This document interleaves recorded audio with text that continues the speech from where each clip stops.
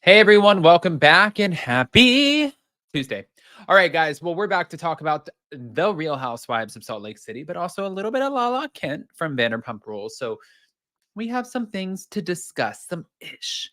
Now, before we jump in, if you guys haven't already, you know how this works. One, get subscribed over here to Up and Adam Channel 2 and Up and Adam Channel 1. Don't sleep on either channel. Up and Adam Channel 2 is for all the extra coverage. And also smash the like button, hit the notification bell, and we'll be live tomorrow for the Real Housewives of New York recap, and then the day after for Salt Lake City. And then this Friday, we won't be doing hot, messy topics because I will be on a flight. So here we go again. Let's take it up into the air. Mile High Club, y'all. Just kidding. Bye.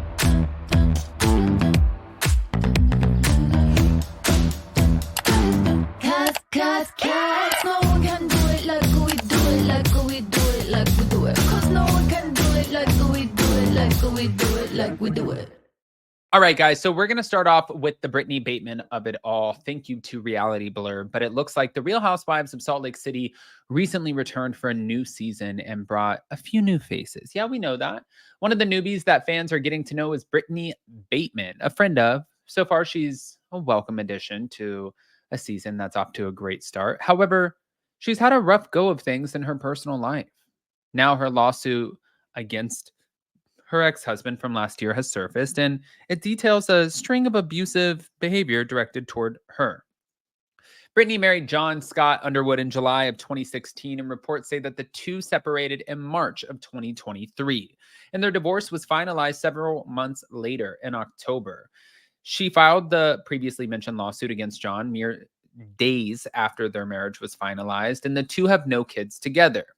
And she has since moved on, but as seen on the show, her relationship has been on and off again. Recently, the Daily Mail was able to obtain the $2.5 million lawsuit that Brittany filed against her ex-husband. And in it, she and her legal team alleged that John became very controlling and abusive during their time together. It also says that the Real Housewives of Salt Lake City star sustained several emotional distress issues, saying that they were pretty severe while she was married to him. And specifically, she's suing him for intentional infliction of emotional distress. I think the season, guys, might just get a little bit more interesting. In the lawsuit, Brittany outlined several examples of John's controlling actions. This includes dictating what clothing, makeup, perfume, and other beauty products Brittany could and could not wear or use, both in and out of his presence. What in the actual fuck?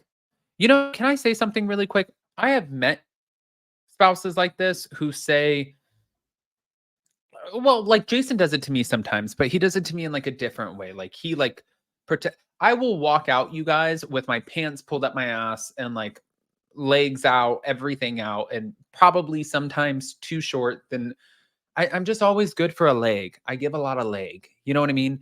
And sometimes it's not good. It's not good. And Jason will tell me, like, Adam, you were going into town. Those are short pants.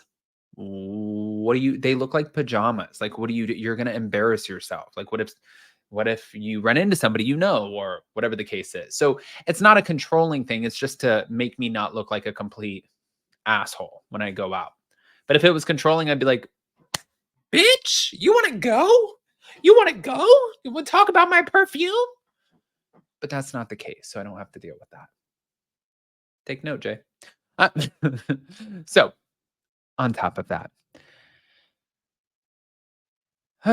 in addition to controlling Brittany's clothing and makeup, the lawsuit says that John went as far as to require her to style her nails in a certain fashion. What a fucking weirdo.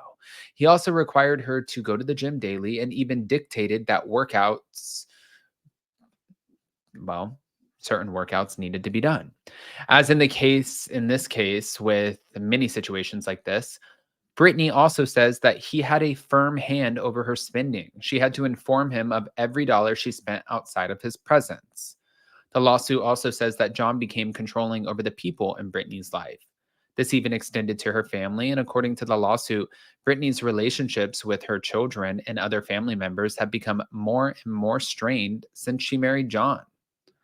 Fans of the Real Housewives of Salt Lake City will recall that Brittany not being close to her kids came up in an argument with Mary Cosby. Of course, there's no way Mary could have known the sort of details of why she had a strained relationship with her two daughters.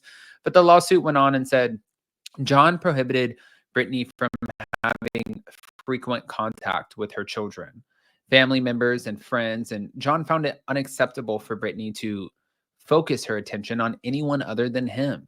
This guy sounds insane if this is true. John also controlled Brittany's behavior in public.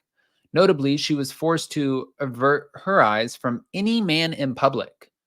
His abusive behavior toward Brittany also included not allowing her access to his belongings and forcing her to leave notes around the house for him. What a weirdo. She had to be the first person to comment on all of his social media posts, and he forced her to sell her production company. Notably, she was earning an average of $150,000 per year from the company, but he felt that she needed to put their marriage first. The lawsuit also said that John's paranoia, anger, insecurity, and abuse cost Brittany several $1,000,000 in lost income. This was all while he was in severe debt and receiving food stamps. Well, then she's a moron for selling her company. The lawsuit also said that it was Brittany who paid off his debts and even established several investment and savings accounts for him. This is so stupid. This, like, honestly, this is like exactly what you don't do. This is like such a moronic thing to do. Okay. God. The lawsuit said John siphoned a large amount of profit from the business for his own financial gain, depriving Brittany and other members from their share. Brittany would have received $250,000 if John had not siphoned money. Naturally, John denied many of the claims, and he said that he never abused her and never had rules for how she conducted her life. However, he does admit to shutting off her phone and claims he did so because she ignored his messages. His attorney also says this is just one of the many cases for which Miss Underwood has had the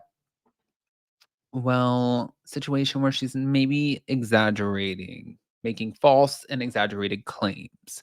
At least 3 prior cases which she was behind have already been dismissed. In addition, he has filed a counterclaim and it says Brittany was self-absorbed, materialistic. Okay.